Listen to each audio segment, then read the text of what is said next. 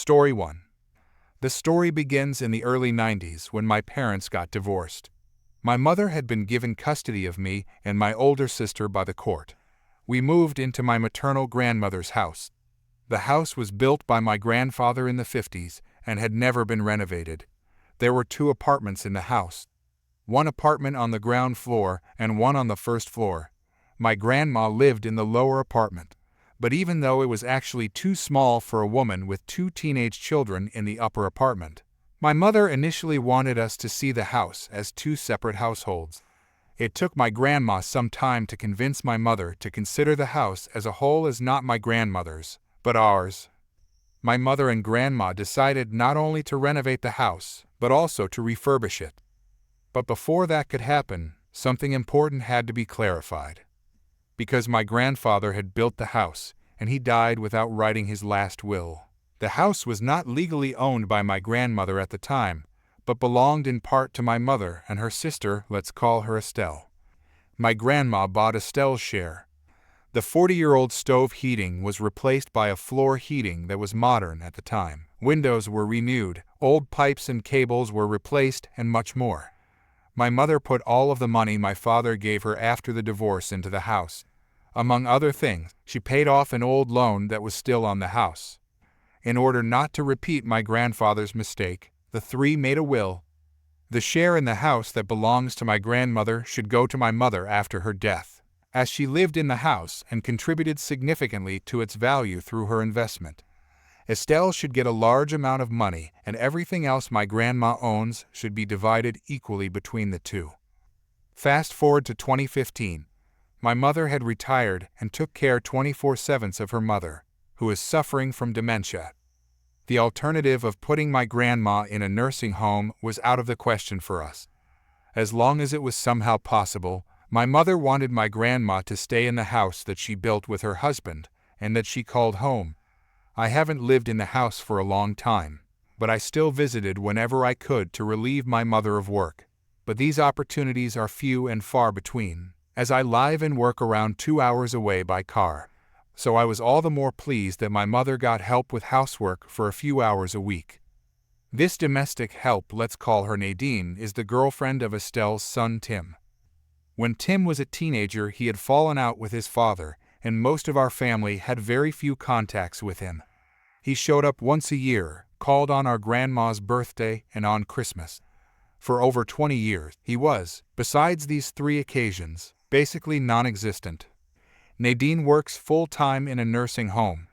After having been in the hospital for a few days, my grandma was supposed to be in that very nursing home for a while.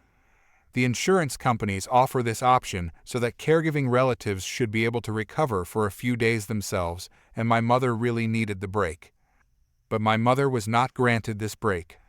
On the 2nd day, in her demented confusion, she crawled under her room neighbor's bed and did not let the nursing staff lure her out from under it. Nadine then called Tim, who came by.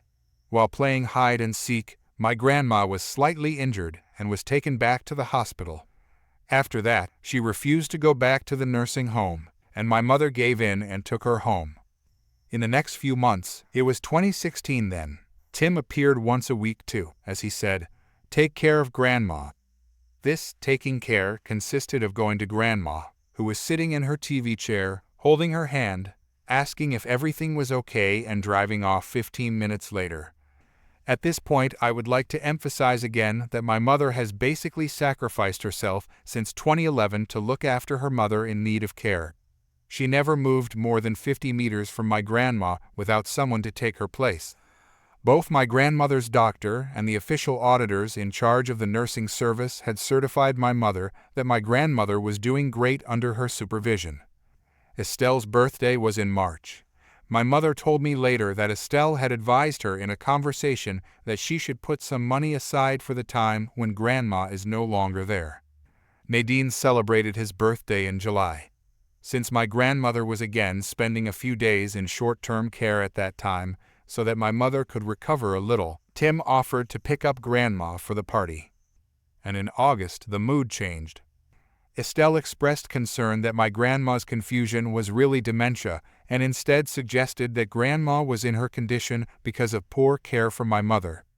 Tim was increasingly aggressive towards my mother. In a conversation I insisted on participating, he accused my mother of embezzling my grandmother's money and evading taxes. And although I am a peace-loving person, I lost my composure a little, and I was only a blink away from beating him. After we calmed down again, I suggested that instead of just coming by for 15 minutes a week and spreading accusations, he should really take care of Grandma and look after her for a week at a time. He agreed. 2 weeks later, Tim and Tim's brother appeared with his family and picked up Grandma for a visit to a fair. When they came back, they told my mother that they had ordered a new TV chair for Grandma and that my mother should pay for it with her money. The reason was that my mother lived rent-free in Grandma's house and practically doesn't do anything. Since my grandmother was so gracious to take in a mother and her 2 children, she was entitled to the money my mother supposedly saved on rent. A few weeks later, my mother had an appointment and asked Estelle to take care of Grandma during that time. When she came back, there was also a note on the table. Estelle had taken Grandma with her to look after her. First a week to try out. The joy that my mother had about the free time she gained quickly vanished when it turned out 2 days later that Estelle took the opportunity to go to her bank with my grandmother to revoke my mother the right to access my grandmother's account. We only found out about it by accident. A few days later, Estelle appeared accompanied by Tim, his 2 siblings and their families, and got clothes, jewelry, and everything valuable that my grandmother owned. They said that my grandma wanted to stay with Estelle now because she couldn't stand my mother anymore. The mood between my mother and Grandma had deteriorated noticeably in the months since the first stay at the nursing home. At first, we assumed that the dementia was getting worse. A few days later, 9 people came to my mother's home, including my grandmother, Estelle, Tim, T's siblings, and their family. When my mother was about to let 2 visitors out of the door, one of the group stormed through the open front door, pushing my mother and sister aside and demanding that they leave the lower apartment immediately. They supposedly had no right to be there and are only allowed to stay in the upper apartment. A neighbor saw the incident and called the police. The group convinced the police that my mother actually lived in the apartment upstairs and had no right to be downstairs. To this day, I still don't understand why the policeman accepted it that way. In any case, he asked my mother to leave the lower apartment until the matter was legally clarified. The police then disappeared. The group then took the opportunity to exchange the lock and search the apartment for incriminating material that they could use against my mother. Unsurprisingly, they didn't find anything. My mother hadn't done anything wrong. The day after, my mother went to see a lawyer to give her access to the home again. After a week back and forth, my relatives agreed to let my mother back into the apartment. They cleared the furniture out of the apartment beforehand, because they thought it belonged to my grandmother, and switched back to the old locks. Since they were 9 again, and my mother had a nervous breakdown from the whole affair anyway, and was on the verge of the second, I wanted to receive the key in her place. However, they insisted that my mother personally collect the key. Since I could already imagine why my relatives insisted on being in a group of 9 to give the key to a 70-year-old woman personally, I had an idea. I picked up my smartphone in a clearly visible position and activated the recording function. As I expected, most of them noticed my cell phone and remained silent, all except my grandma. Although she could hardly see anything, she recognized me and wanted to talk to me. She accused me and my mother of plotting against her, that she always supported me, and she couldn't understand how we could do that to her. It broke my heart to hear what monsters my mother and I had become in her mind. But I knew that this was dementia talking. I listened patiently and tried to explain what she had misunderstood, but I also knew that she had sunk too far in her illness to convince her of the truth. One of the allegations in that conversation was that my mother and I wanted her out of the house. As already written, that was not the case. But I have to be grateful today that my grandma said that. Estelle was sitting next to her at the time and reflexively replied, "It wasn't him, the others." At the time, I was too fixated on my grandma that I hadn't even noticed. Fortunately, I had my phone in my hand the whole time. When I listened to the conversation a while later, It finally clicked, and I could slap myself today for not noticing it earlier. Since the incident at the nursing home, the mood between my mother and Grandma had deteriorated noticeably. We had blamed it on dementia, but now it was clear to us that in her condition between dementia and the strong painkillers she was taking, my relatives had talked her into believing some conspiracy against her. My mother then applied for guardianship for my grandma. In Germany, it is regulated in such a way that it is first checked whether the care is necessary. That was a relatively straightforward matter. Then a judge has to check whether there is a possibility that a relative will take over the guardianship. This test was an on-site appointment at Estelle. As I could deduct from the court papers, the judge was of the opinion relatively quickly that family internal guardianship was not possible. The decisive factor was apparently, among other things, the aggressive behavior of my relatives towards my mother, whereby the judge was almost injured with a burning cigarette. Mrs. G was declared to be my grandmother's guardian. A few weeks after Mrs. G took over her job, she paid my mother a visit. Miss G said that she was amazed when she met my mother for the first time. After all, she wasn't the hell spawn my relatives described her. We learned that Estelle's family had apparently spread wild rumors about my mother in town. We also learned that apparently my grandmother's set up a new will. Since my mother lives in a small town, it didn't take long to find out that Tim was named the sole heir in the new will. Nadine had said the same to a friend, and if you know someone who knows someone, small town. My grandma died in July 2017. Shortly afterwards, I drove to the court to deposit my grandma's will there so that it could take effect. The lady there said there would already be another recent will. I still insisted on depositing the old one. The will was opened a few weeks later. We saw for the first time what we are dealing with. The new will was drawn up by a notary, which is normally better than a handwritten will from over 20 years ago. In the will, Tim is established as the sole heir with Estelle in the second position in the event that Tim would have died before my grandmother. Not a word about the fact that part of my mother's house already belonged to her. Instead, she was only given a right to live in the upper apartment. But the real shock came when we saw the date. The will was written in July 2016, on the day when Tim and Estelle had so generously agreed to pick up Grandma from the nursing home. When they were still trying to pretend everything was fine and their only concern was Grandma's well-being. I made an appointment with an inheritance lawyer. The lawyer first wanted to convince my mother to only sue for her legal inheritance claim and to otherwise accept the will. Challenging a notarial will is one of the most difficult cases you can try in German courts, and it takes a lot of evidence to do that. My time to shine. It took me almost an hour to convince the lawyer that my grandma had dementia and that the new will is therefore invalid.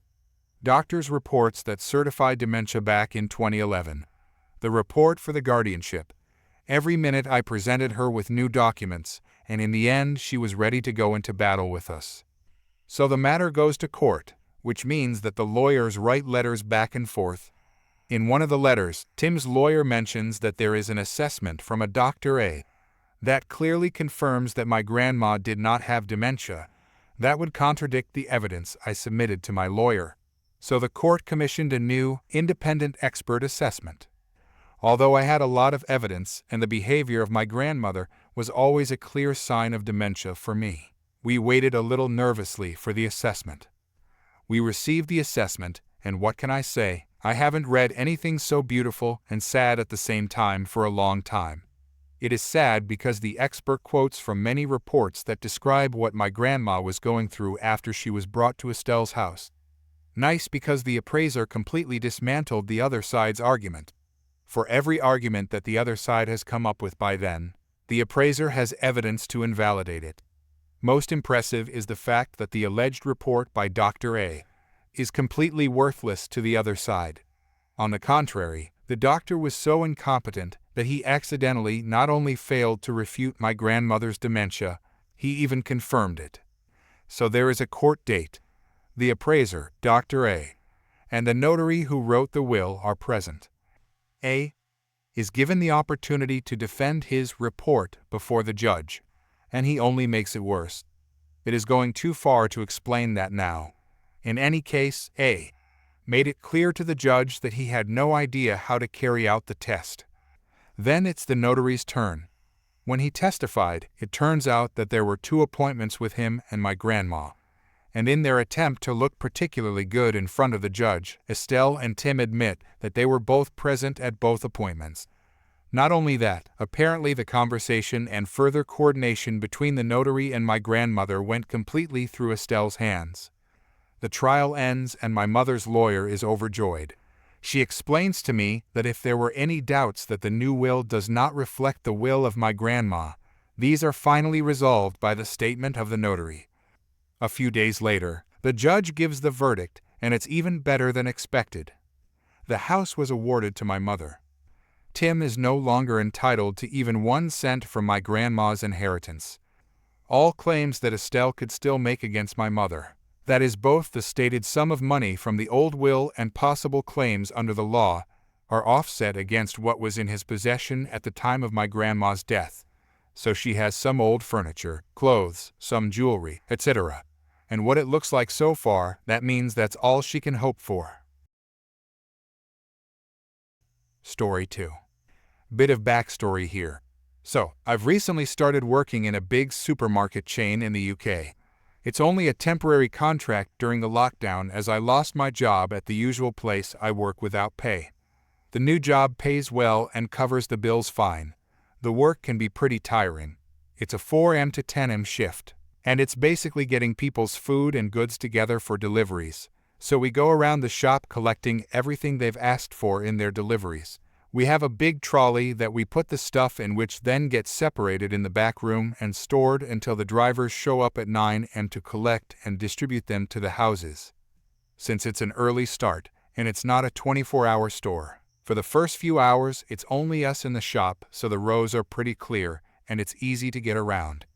The store itself opens at 8 a.m. and it then becomes a pain as we have a one-way system in place due to the virus, and there are only a few people allowed in the aisles at a time, so it can slow us down quite a bit. They allow a certain number of people in at a time, and since it's a big shop, they let quite a lot in, so it can get pretty busy. Today, I was in the meat aisle getting some stuff. The customer had requested a certain type of steak, 3 of them to be exact, but unfortunately, there was only 1 left.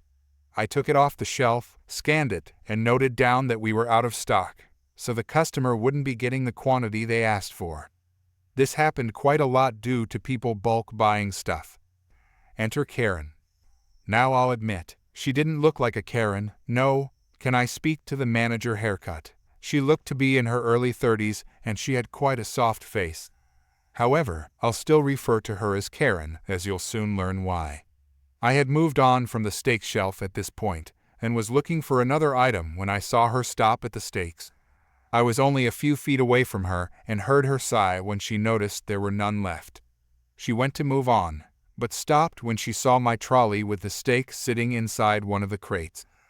Without a word, she grabbed the steak out of it, put it in her basket, and proceeded to move on. I rolled my eyes. Here we go. Excuse me. Yes? Sorry, but that steak is already taken.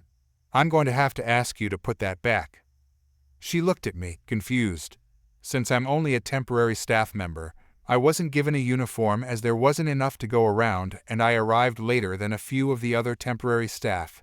So I was wearing plain clothes. However, I had a badge with my name and the logo of the store on it, which she either didn't notice or pretended not to.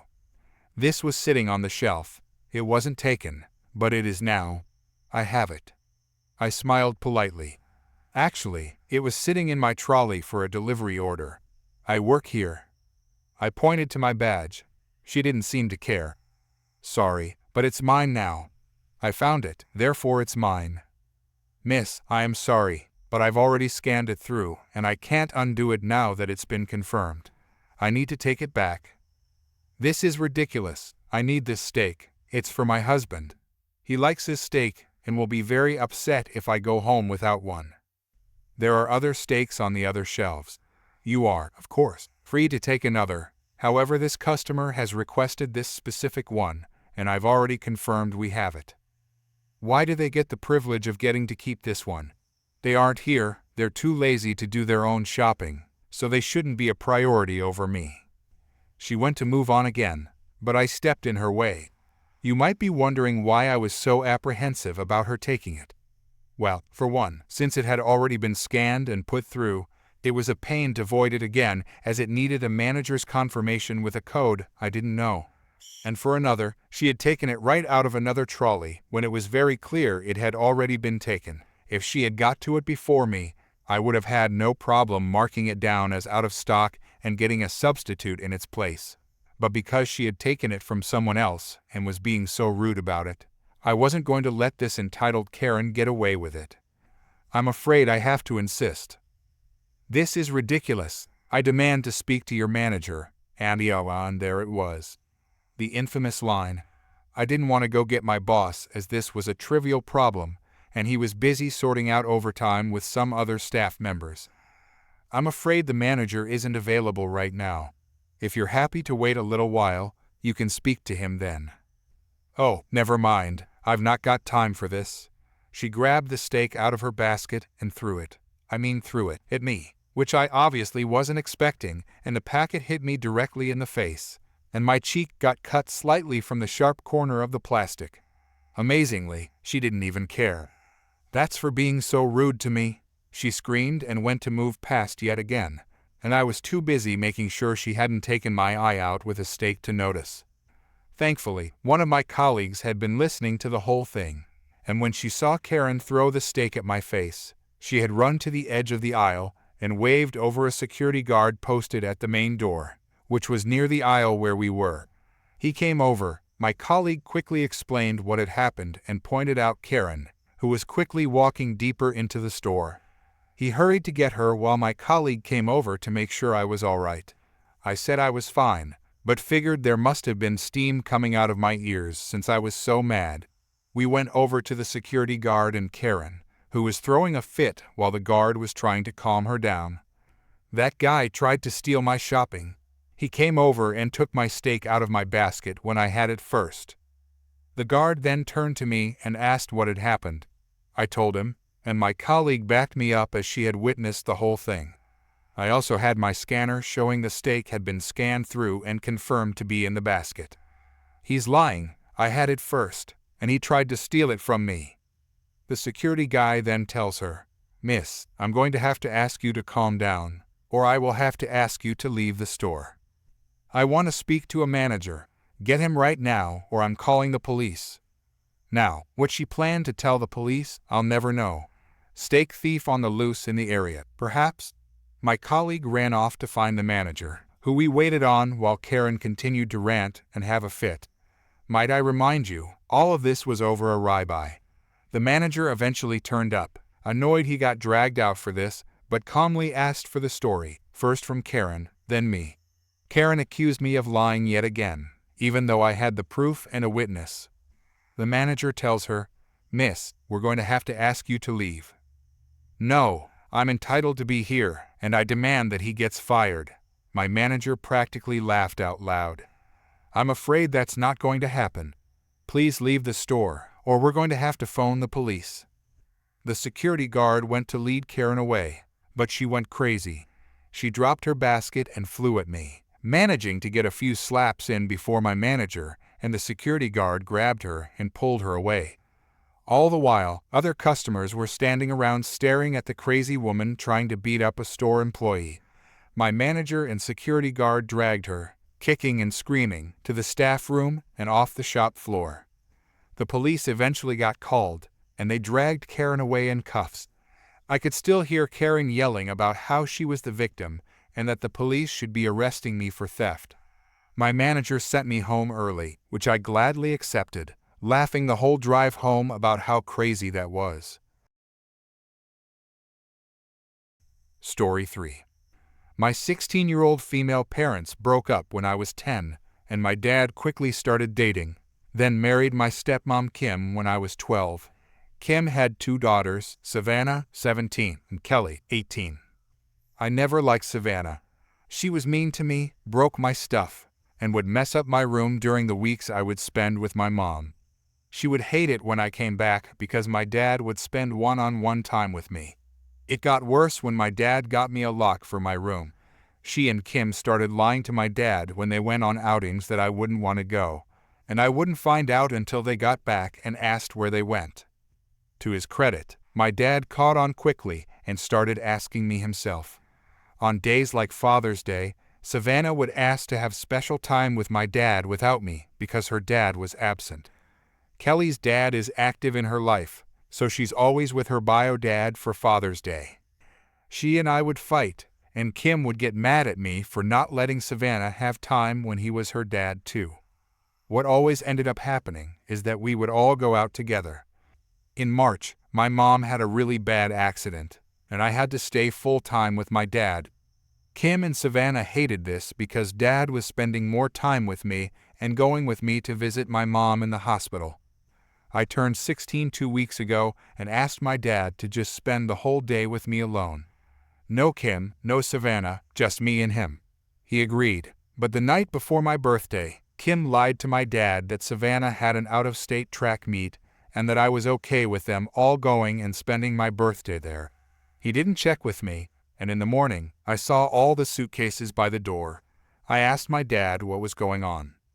He told me, and Kim was there with Savannah, and they had smug smirks on their faces. I turned to my dad and said, "Did you really think I'd be okay with this after everything they've done and all the times they've lied about this?" He told me he was sorry, and he already said they had already gotten the hotel rooms. He told me to just go with them, and we could celebrate there. I told him, "No, I don't really feel like spending my 16th birthday in a car for hours with the two people I hate most in the world. Just drop me off at the hospital so I could spend my birthday with the one parent that actually loves me." I could tell this hurt my dad, but I didn't care. Kelly was there and offered to take me and stay with me so I wouldn't be alone. I agreed, and my dad left after apologizing again, saying he would make it up to me. I told him he can never make it to my 16th birthday, so not to bother. He left, and I went with Kelly to see my mom. She stayed with me, and we had a good time. The best you could have at a hospital. On the way home, Kelly told me that she also hated Savannah and told me that her stepdad divorced Kim when she cheated and Savannah helped her hide it. He still pays child support for Savannah, but he doesn't want to see her, and neither does her family. Kelly showed me her phone, and it showed a conversation with Savannah's bio dad Don about what they had done to me. Kelly still talks to him and his parents and loves her. He asked if we would join him and his parents for dinner. Kelly said it was up to me, and that despite Savannah's personality, Don Bio's stepdad was a good guy. Cue my revenge. I remember my exact thoughts were, I can't wait to tell Savannah that the dad who doesn't even love her anymore would rather spend time with me, a stranger, than her. I said sure, and we went to the restaurant. They had a few more people, their aunts and uncles, who also wanted to see Kelly, and I was a bit uncomfortable until they all welcomed me. They all wished me a happy birthday, and I quickly realized the dinner was truly all about me. They asked about my likes, school, and friends. They even got me a cake and gift cards, which I wasn't expecting at all. All in all, I got $500 in gift cards. It was amazing, and I had a good time. Kelly insisted we take pictures, so we did. When the night was over, I went with Kelly home. She sent me more pictures. A lot were candids of me and Don with his parents. We were all clearly smiling and having a good time. At home, Kelly and I stayed up late watching Netflix, and she told me how she was glad she didn't have to share her dad with Savannah. I got the idea to get the perfect revenge on Savannah by sending her the pics of me with her bio dad. Kelly thought it was an awesome idea, and that's what I did. I sent a few pics of the party with a text saying, "It's so cool that your real dad would rather spend my birthday with me instead of ever talking to you again." I sent a few more pictures, then turned off my phone the second her first call came in. About 10 minutes after I sent the pics, Kim called Kelly, and she answered on speaker. Kim was screaming, and you could hear Savannah crying in the background. You could also hear my dad yelling to let him speak to me. I shook my head, and Kelly said no. She hung up, and we laughed. We watched Ghost Hunters and fell asleep in my room. At around 3 or 4 in the morning, I was jolted awake by my dad storming into my room. He woke me up and yelled at me, asking me if it was true I spent my birthday with Don. I said, "Yeah, and we had a great time.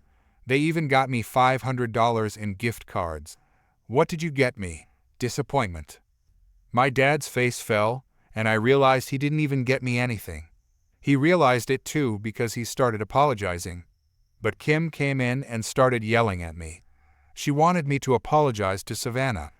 I said no, and Savannah came in crying and shouted that she hated me. I was like, "It's okay, your dad likes me, and he's pretty cool. I can see why they all hate you too." Savannah fell to the floor sobbing, and Kim tried to lunge at me. My father stopped her and told her to leave me alone. He yelled at her and kicked them both out of my room. He then asked Kelly if she would leave us alone to speak. Kelly was sleeping in my room too. She looked at me, and I nodded, so she left. My dad said he was sorry, that he never regretted anything so much, and it hit him how bad he hurt me when he saw pics of me blowing out my candles with another family by my side. He promised me he would make it up for me, but I told him he'd never make it up to me. He asked what he could do, that he would do anything, and I told him to divorce Kim and never see Savannah again. He got angry and told me to be serious. I told him that I was serious, that I've hated Kim and Savannah, and it was clear they hated me. I told him once Mom got out of the hospital, I would live full-time with her and never see him again. I then said that I was already starting to hate him too, and can't have him hurting me anymore just to please them. He started to cry and apologize, but I kept telling him to leave me alone. I then hid under the covers, ignoring him until he left. The next day, when I woke up, Dad asked to talk with me, Kim, and Savannah. Dad told Kim to apologize to me. Kim said she was sorry, but Dad pushed her until she said there was no track meet and that she was sorry she ruined my 16th birthday. He made Savannah apologize too, who looked like she had been crying all night. All I said was, "Cool, I don't forgive you because I know you're not sorry." My dad then said that if I don't forgive them, he was going to ask them to leave. I smiled and said, "Pack your bags," then started laughing hysterically. I told them I'd never forgive them. I took things further by telling Savannah, it must suck to lose 2 whole dads. She began screaming and went after me.